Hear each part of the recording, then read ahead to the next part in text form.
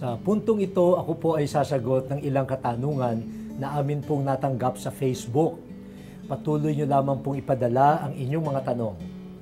Ang una pong tanong ay mula pa sa isa nating kapatid na nasa Jeddah, Saudi Arabia. Ang tanong po ni Eddie ay ito.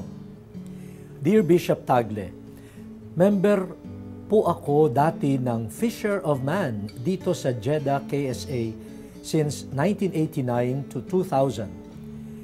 Pwede po bang i-describe ninyo po sa akin ang Diyos or God? At paano nyo rin i-describe din si Kristo? At Kristo ba ay Diyos? Dahil base sa napag-aaralan namin, ang Diyos ay walang katulad at walang kasarian. At hindi pwede siyang hahambing sa tao, sa hayop, hangin, o sa mga bagay na nilalang niya.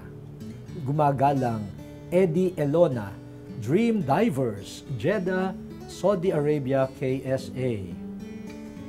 Dear Eddie, maraming salamat sa iyong pinadalang tanong at greetings sa inyo na mga sumusubaybay, lalo na po dyan sa Jeddah.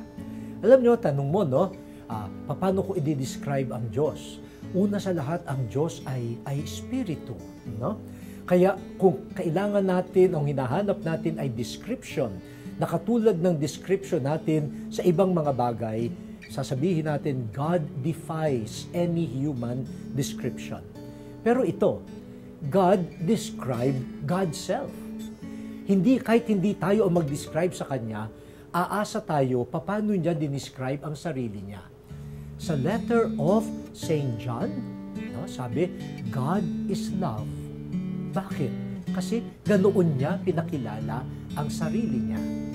Noong nagparinig ang Diyos kay Moises, ano sabi niya? I am the God of Abraham, of Isaac, and Jacob. So the God of history. At tinanong ni Moses, what will I tell them? Who sent me? Sabi ng Diyos, I am. Ngayon, sa mga yan, we can get a description of who God is based on God's revelation of Himself. He is the God who hears the cry of the poor. He is the God who sees their suffering. He is the God who wants to liberate His people. He is the God of love. Yan. Yung description na yun, hindi galing sa akin, kundi galing din sa banal na salita mismo ng Diyos. At si Kristo ang pinakamagandang description of God. Sabi nga sa letter of Paul to the Colossians, Jesus is the image of the invisible God. Kaya kung gusto nating makita ang Diyos, sino ang Diyos? Yan ay makikita natin kay Jesus dahil siya ay anak ng Diyos. Sabi ni Jesus sa Ebanghelyo ni San Juan, the Father and I are one. He who sees me sees the Father.